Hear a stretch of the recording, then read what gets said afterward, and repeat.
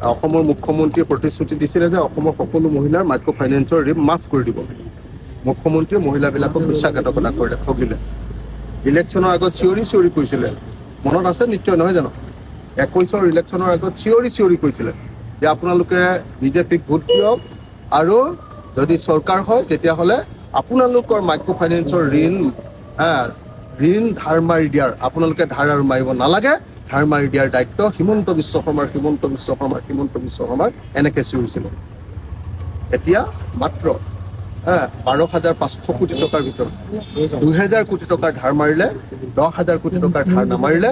তাৰ ফলস্বৰূপে আমাৰ গোটেই অসমৰ মহিলাসকল এতিয়া ডুবি আছে, কান্দি আছে।